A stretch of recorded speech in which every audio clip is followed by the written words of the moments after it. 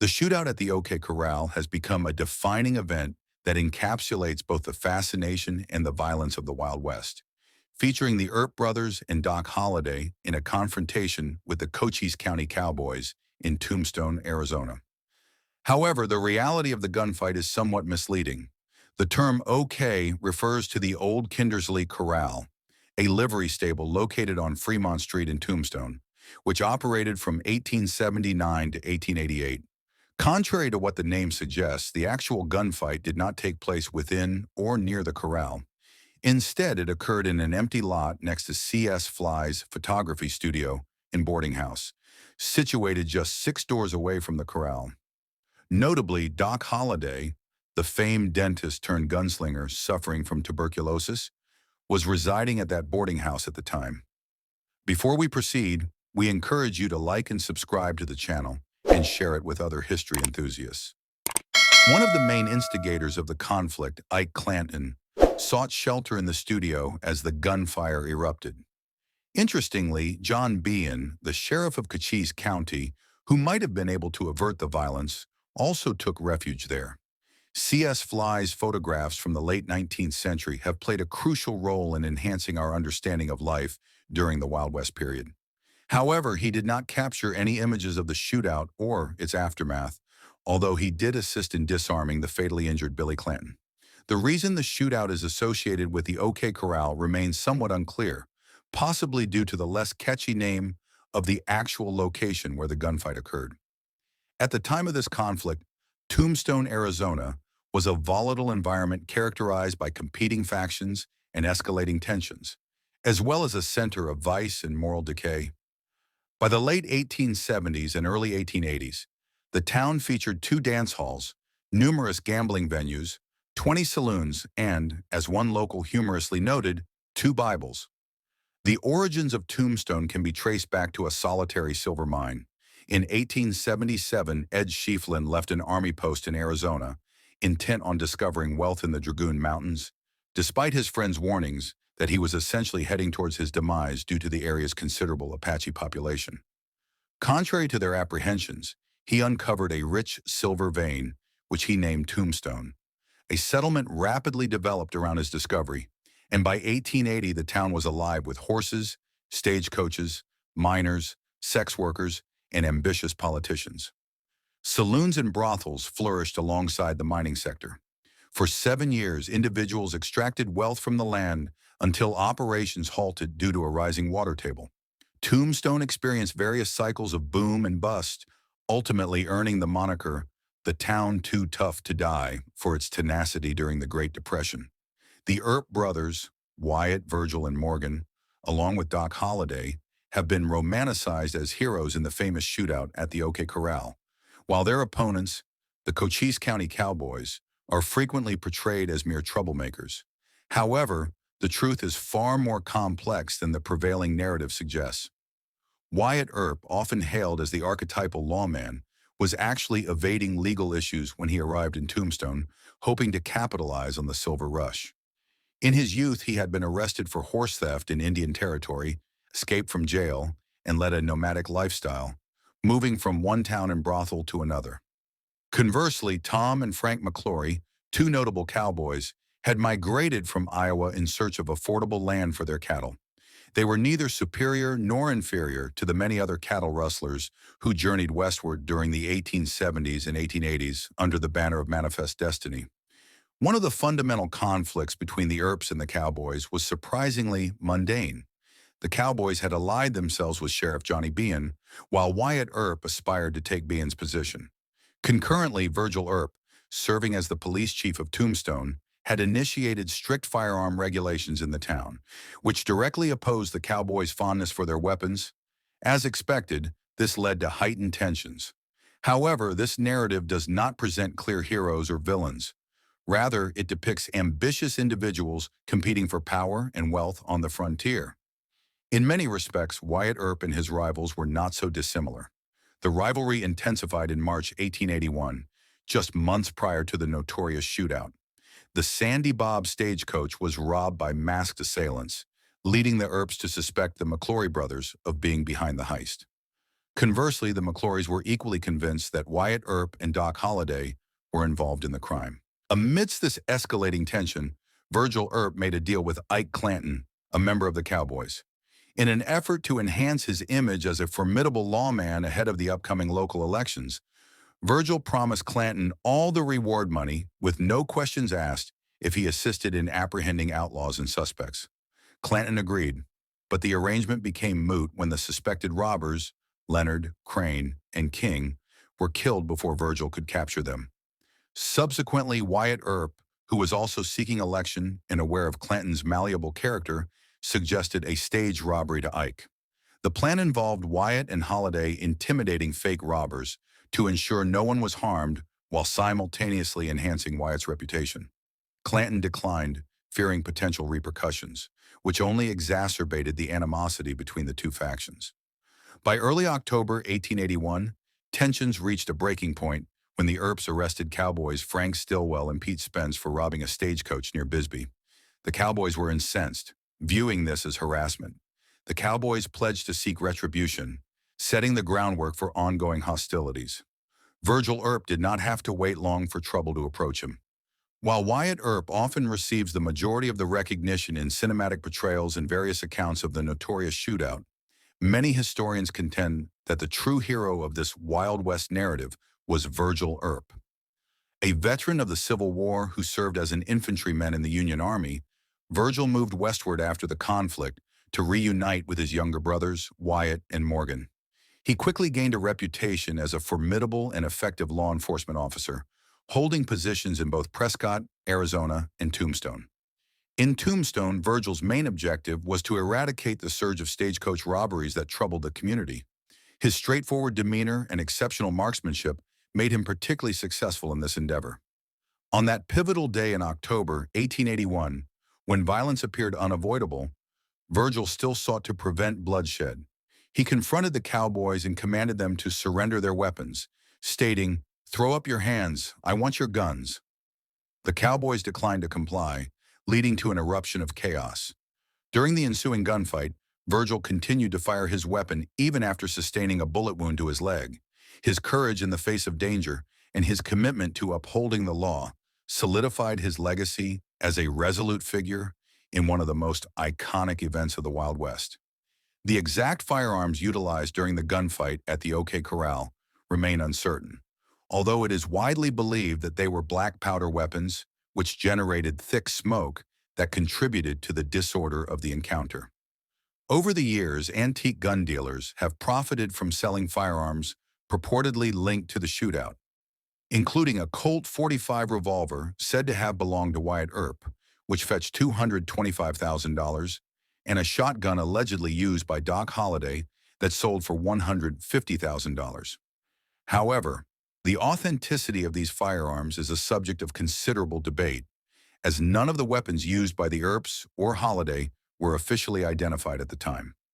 During this period, law enforcement officials commonly carried single-action revolvers, while Holliday is reported to have utilized a 10-gauge double-barreled shotgun given to him by Virgil Earp prior to the confrontation. The Cowboys asserted that they were unarmed during the shootout. However, this claim was refuted when the bodies of Frank McClory and Billy Clanton were discovered with Colt Frontier revolvers in their possession. Additionally, Tom McClory's remains showed signs of having been shot with buckshot, likely from Holliday's shotgun. The gunfight itself was brief, lasting approximately 30 seconds, and resulted in the deaths of 3 individuals, Billy Clanton and the McClory brothers, while Virgil, Morgan, and Holliday sustained injuries. Despite Virgil's attempts to implement firearm regulations in Tombstone, the incident highlighted the challenges of enforcing gun control in a lawless frontier community. The Cochise County Cowboys, often portrayed as merciless antagonists in both Hollywood films and historical accounts, had a more complex reality. Residents of the Arizona Territory generally regarded them as a nuisance rather than purely malevolent. This loosely organized group of cattle rustlers and petty criminals, which peaked at around 300 members, focused on cattle theft and minor robberies.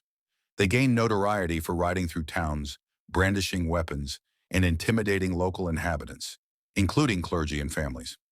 Despite their illegal activities, they were not universally reviled, as their spending habits endeared them to certain business owners.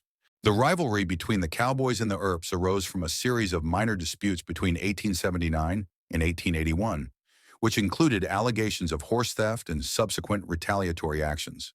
These conflicts often cast the McClory brothers, the Clantons, and other cowboys in a negative light. Nevertheless, some historians contend that this depiction is overly simplistic. For example, Ike Clanton, who is frequently vilified, operated a lunch counter, and Tom McClory was reportedly unarmed during the notorious gunfight at the OK Corral. In the days preceding the shootout, tensions heightened as the Cowboys and the Earps exchanged threats while indulging in heavy drinking. Ike Clanton was notably outspoken, reportedly threatening to kill the Earps for their interference in his cattle rustling activities.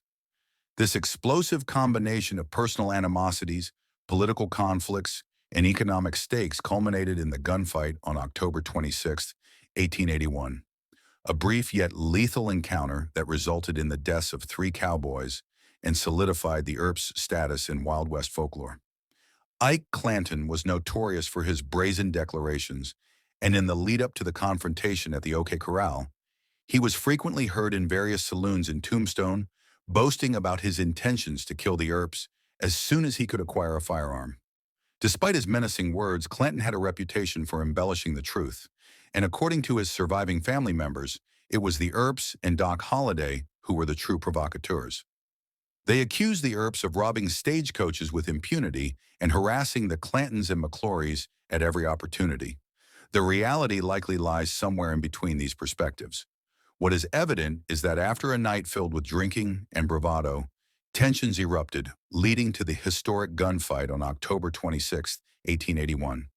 The confrontation resulted in the deaths of Ike's brother, Billy Clanton, and the McClory brothers, while Ike himself fled the scene unarmed. His retreat earned him a reputation as both a coward and a braggart, particularly after he had boasted about his supposed skills as a gunslinger. Subsequently, Ike filed charges against the Earps and Holliday for murder, but all 4 men were acquitted following an extensive hearing. Ike Clanton's life ended in 1887 when he was shot by law enforcement while resisting arrest for cattle rustling. Today, his legacy remains a subject of debate. Some regard him as a cowardly braggart, while others perceive him as a victim of the injustices of the frontier.